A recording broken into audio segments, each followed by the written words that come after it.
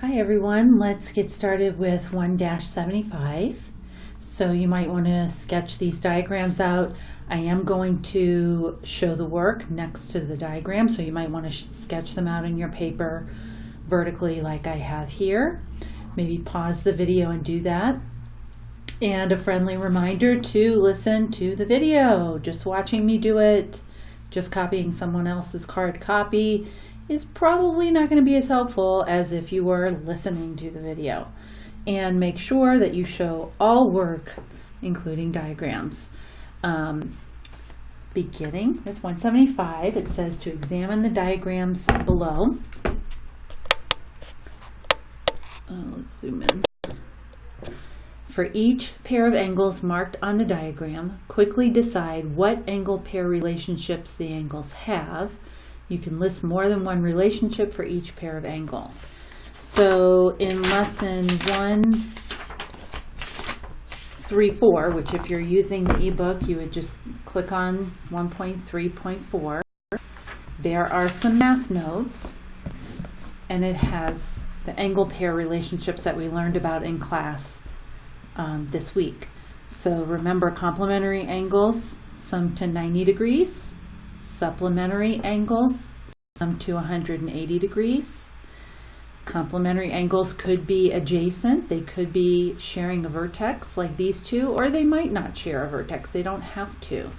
Supplementary angles, same thing. You might have two that are not connected, or you could have a linear pair, a pair of angles that add up to 180 that share a common vertex and a common side. And then vertical angles are opposite angles formed by intersecting lines, such as angles C and G in this diagram. And if they're vertical angles, they are congruent. Okay, yes, there are posters of all of these in the room. Nice and handy. So these two angles here, angle A and angle B, and if you're having trouble with any of this, you can always extend any of the sides of the angles, and sometimes it helps to like actually take a straight edge and do that, and then say to yourself, okay, I know that a full circle is 360 degrees. So A and B, that's half a circle. So that's half of 360. That's going to be 180 degrees, right? Or you may remember, okay, I know that half of the circle, I know that forms a linear pair. I know those are going to be supplementary angles. So our geometric relationship is that this is a linear pair slash supplementary angles. So I know they're going to sum to 180 degrees. That's it. For part B, now if this throws you off, another handy thing you can do when you're looking at a diagram is just cover up that part of the picture. Maybe it's easier to see with just the intersecting lines. So angle C and angle D share a common vertex. They're across from each other and they're formed by intersecting lines. So that means these are vertical angles, and they are congruent. Congruent means equal. Part C, we have a right angle, and we have two angles that are adjacent to each other, that are next to each other, and that together form a right angle. So that means these two angles F and G are complementary angles. That means that they sum to 90 degrees.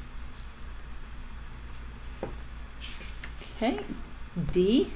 This is something you were supposed to get last year. If you didn't, just maybe make a note of that to review this. You'll see it a lot this year. This is an isosceles triangle, and these, in an isosceles triangle, you have the two sides that are equal that are called legs, and the side that is not equal to another side is called the base. And these two angles that include the base are called base angles. So H and K are base angles, and in an isosceles triangle, the base angles are congruent. Okay, for 176, you have a copy of this, and you are going to, let me zoom out, put the markings on here with me. So we're going to be adding a lot to this diagram, starting with this. By the way, this goes with 176. It goes with that problem.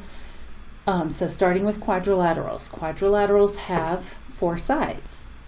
So every polygon in this page is a quadrilateral.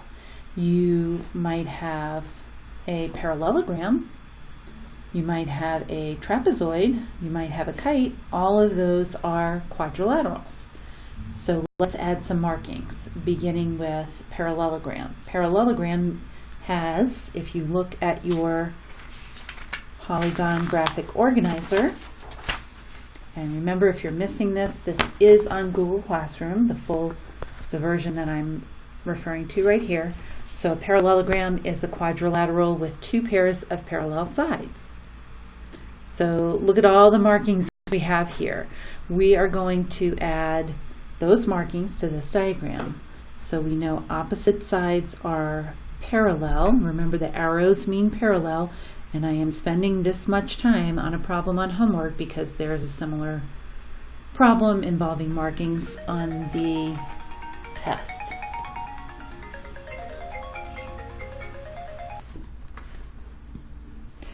So we've got parallel sides, and all of these are parallelograms.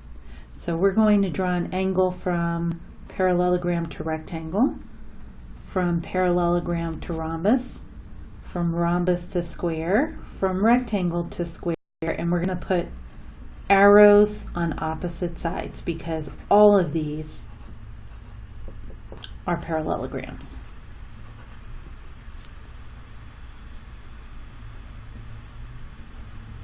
And you'll just turn in this page, and I'm just going to check your markings when I check this.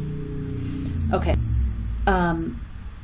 Parallelograms have opposite sides that are equal, so we could put markings to show that the opposite sides that are equal. We could do that on all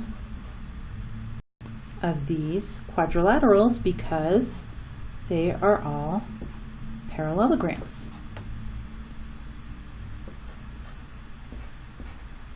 Oh, let me put 1 and 1 on that one. 1 and 1, because on a square, they're all equal to each other. Okay. There are other markings that we could add. We could add that the opposite angles are equal in a parallelogram, but I'm going to stop here because we really don't need to go quite that deep. I do want to review the definition for rectangle. Let's see, where's rectangle? A quadrilateral with 4 right angles. So there was some confusion on this when we were doing this. It was like the first week of school.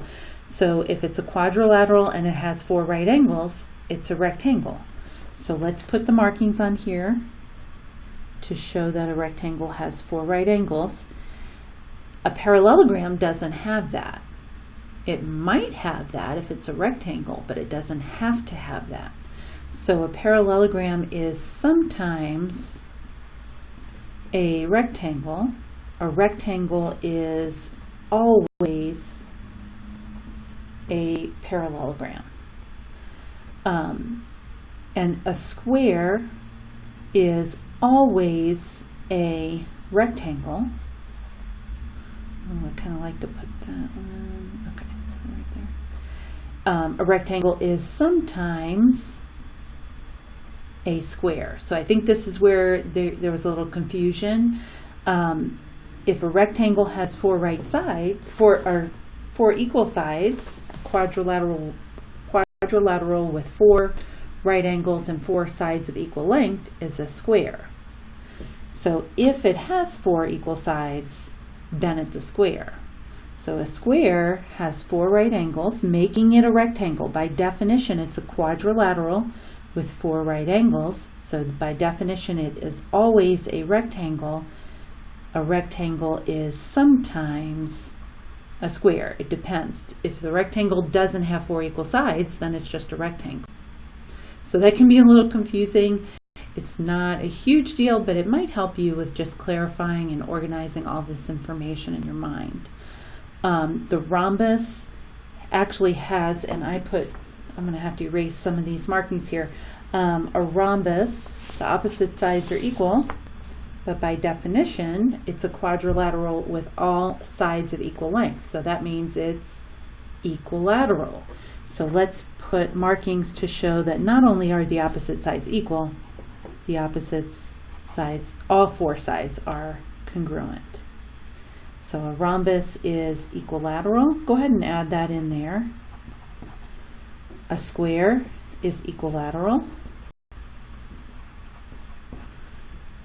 A rectangle is equiangular. We don't really need to worry about that definition. I just want to focus on the difference between quadrilateral and equilateral, and then also reinforcing what these different markings mean. Okay, for a trapezoid, you want to add markings to show that opposite sides are parallel. One pair of opposite sides is parallel. So this is like a family. You have the family of parallelograms, you have the family of trapezoids, you have kites. A trapezoid is never going to be a parallelogram. A parallelogram is never going to be a trapezoid. These are separate families. But a trapezoid could be isosceles. That means that two sides are equal. It still has the one pair of parallel sides. Or it could be a right trapezoid. So it could have a right angle, and if it's got a right angle here, it's going to have a right angle right here, and one pair of parallel sides. I hope you can see all of this. Okay, and then moving over here to kite. Kite's out here kind of on its own. It's a quadrilateral with two sets of consecutive sides that are congruent. You probably know what a kite looks like. You don't really need to worry too much beyond that. Okay, hopefully that helps you to organize this information. It may have been a lot, but hopefully having this blank copy was helpful. Let's move on to 177. Or actually, we didn't really answer 176. It says, read the following statements, then decide if when combined they present a convincing argument.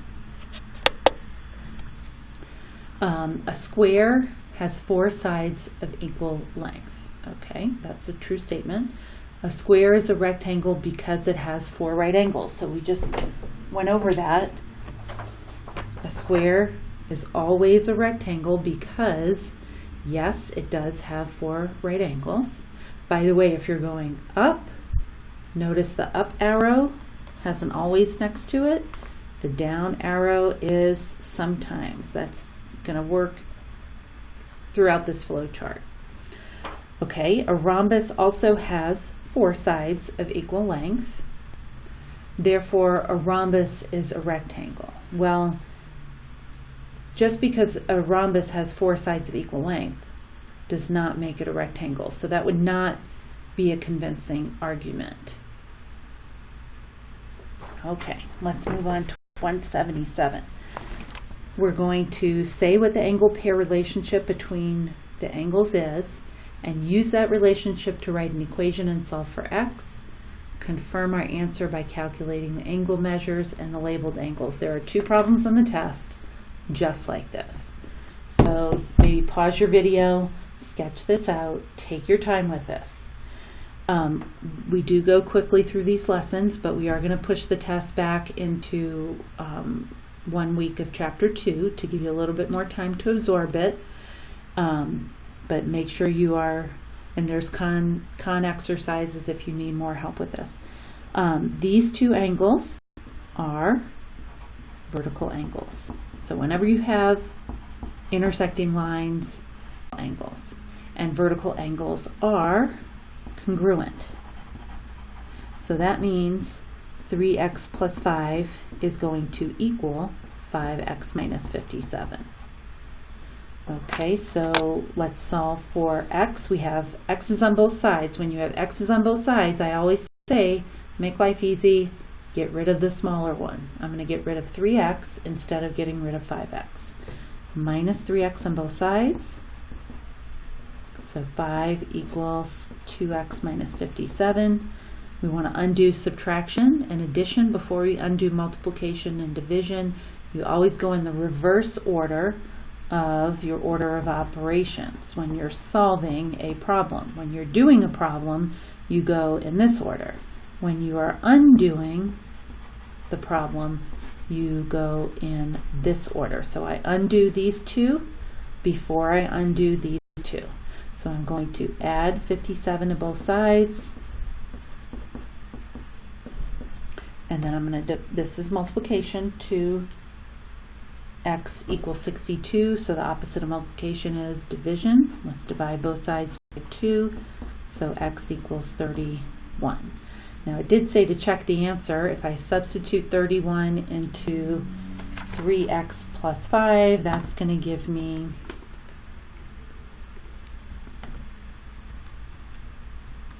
what did I say, 31? 3 times 31 plus 5 is 98. And if I do 5 times 31 plus, or minus 57, I get 98. Those should be equal. That should work out. For part B, we have, now if you were confused, you could always draw a circle at the intersection. You know that circle's 360. You're looking at this piece right here and this piece right here. That's half of the circle. Now drawing that circle can be a little bit tricky. You'll get better and better at it as you go along. But I hope that that helps you remember half a circle means that this is a linear pair, and linear pairs are supplementary. So these are supplementary angles, and that means they sum to 180 degrees. So our equation is going to be that this angle plus this angle, which I believe was 4x plus 150, equals 180. Solve for x. So let's combine like terms. Subtract 150 from each side. Divide by 6. There's our answer. Now I'm going to plug this in. If x is 5, this would be 10. If x is 5, remember there's a 4 here. 4 times 5 is 20. 20 plus 150 would be, oh wait, 4 times 5 is 20, 170. Wait, something's not working out. Can I do that right? 2 times 5 is 10. 4 times 5 is 20, 20. Oh, yeah, that's right. Sorry. 170 and 10 is 180. Okay, there we go. For 178, remember you have the tiles tool on your ebook? That's how I did this. I built it with tiles, and I thought this would be good to have this here. You do not have to draw this. You don't have to draw the individual tiles. I do, however, want you to draw the area model, and let's look at that connection. So I'm going to draw a square and divide it into 4 smaller squares. And I'm going to use that to figure out, for 178, it says, write an equation to show that the area as a product of the dimensions is equivalent to the area as a sum of the tiles. So we worked on this for 2 full class periods. Remember to terms whenever possible. So looking at Let's see, maybe I'll do this underneath.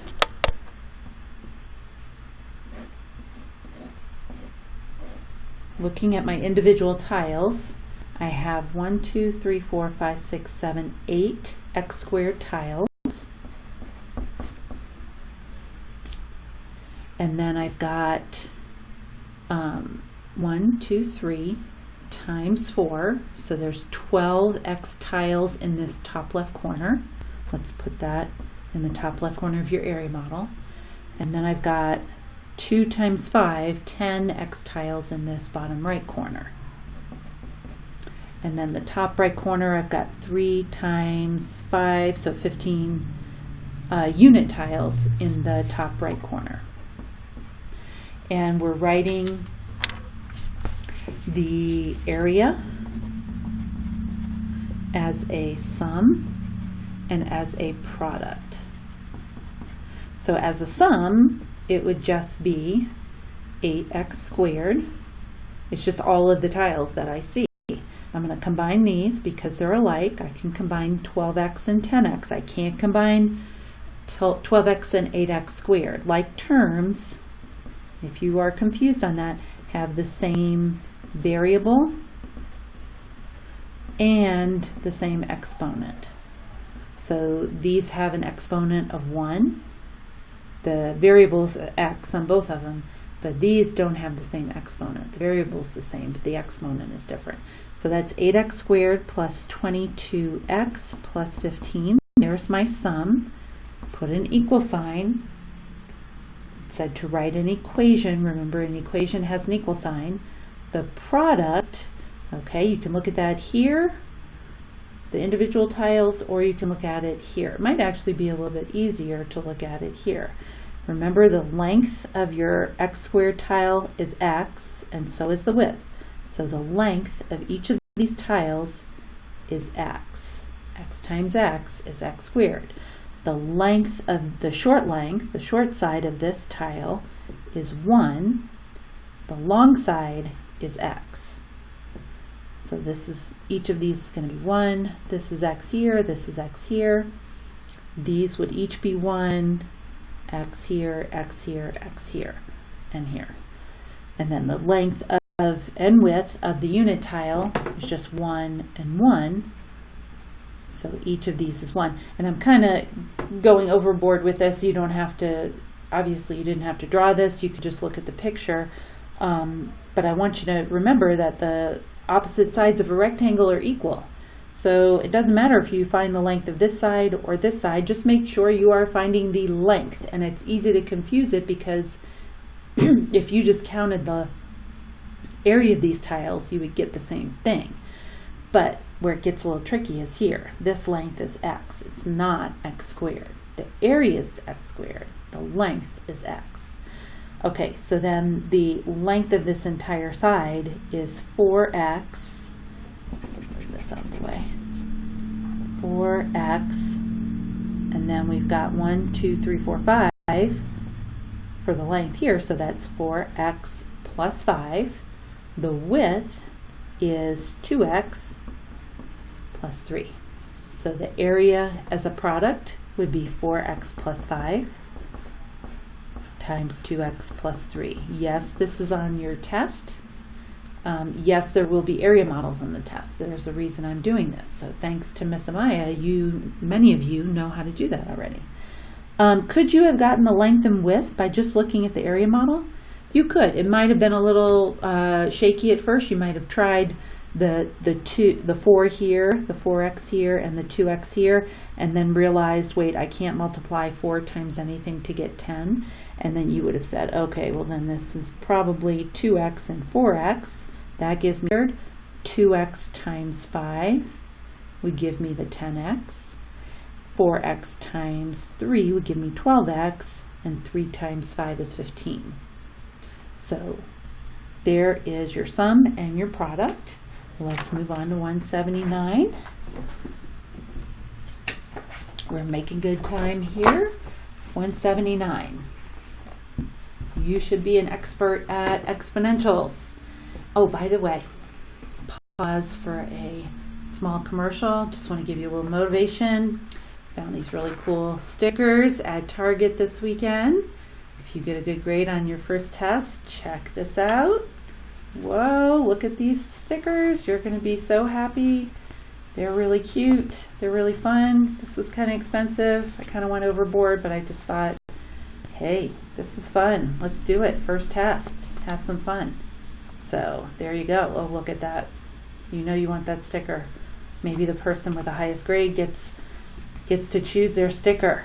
Okay, think about that. A little fun there.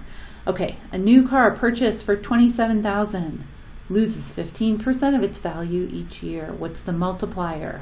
So this is an exponential equation because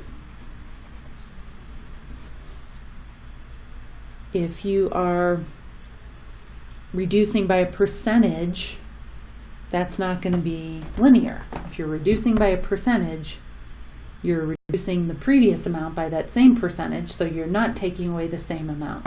So if it's losing 15% per year, well, okay, it loses 15 for every $100. That means it's still retaining 85% of its value. So that means my retaining 85% of the value. So that means my multiplier is 0.85. Okay, for part B, write a function of the form f of t. You would say that f of t equals a b to the t that represents this situation. Okay, whoops. So my function, remember a function, every time you put something in, you get a unique answer out. Every input has exactly one output.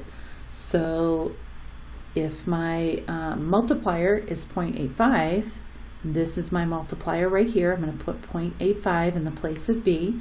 The car was purchased for $27,000.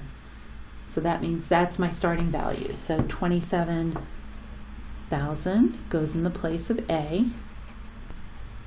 Let's put 0.85 in parentheses, raised to the t.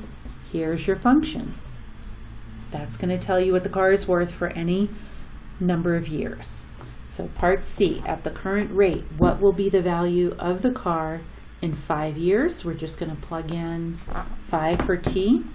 So the way we would say this is we would say f of 5 equals 27,000 times 0.85 to the 5th power. Let's use my calculator.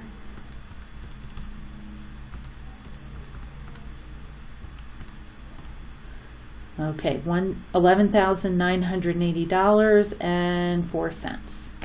Let's just round it off. $11,980. Okay, you're going to need some graph paper for this next problem. Hopefully you've figured out how to have some graph paper available at this point. We are graphing the line y equals 3/4 x. On our graph paper, we're going to draw a slope triangle. So for, let's see, let me zoom out, 1-80, we're going to graph y equals 3/4 x. So that's the same as 3/4 x plus 0. So that means my y-intercept is 0. And my slope is 3/4. So I'm going to start at 0 and go up 3/4.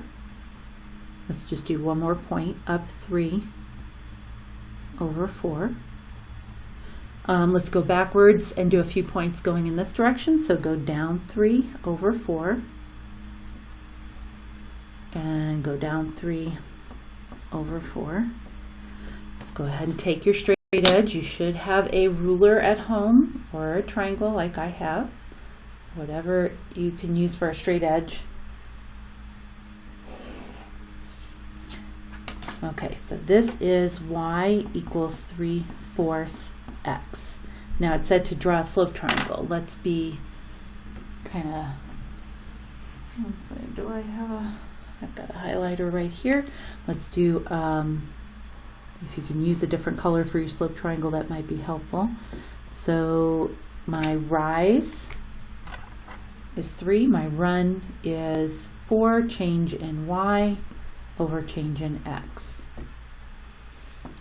Rotate your slope triangle. So that means we need to trace it, and you don't need tracing paper necessarily, although if you've got some wax paper at home, you could, I guess you could use that.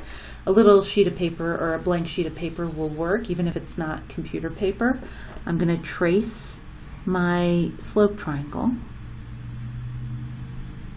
I'm also going to trace my x and y axis, and then I'm going to put my pencil right at 0, 0, and it said to rotate it 90 degrees about the origin. So I'm rotating it until the axes line up again. There it is, right there. Rotate it 90 degrees about the origin to get a new slope triangle. And what's the new slope? Okay, so now I've got to figure out what this slope is here, assuming it's on this paper. Well, that means I'm going to look at it and figure out the rise and run right now. So if this is my new line right here, remember the change in y was 3 and the change in x was 4. If I rotate it 90 degrees, now the change in, that's going to be the change in y. That's going to be the vertical change, is going to be 4. The horizontal change, the run, is going to be 3. So these switch places when you have perpendicular lines. So there's always some questions on SAT about the slopes of parallel and perpendicular lines, and parallel's really easy, so it's probably going to be perpendicular. So it said, what's the new slope? My new slope is going to be, instead of 3 over 4, it's going to be negative 4 over 3, because now if I rotate it, now this is going downhill. And I don't know if you can tell what I'm talking about. It's kind of hard without the tracing paper maybe, but this is the new line. So that's going from, remember, you always look at a line as if you're going from left to right.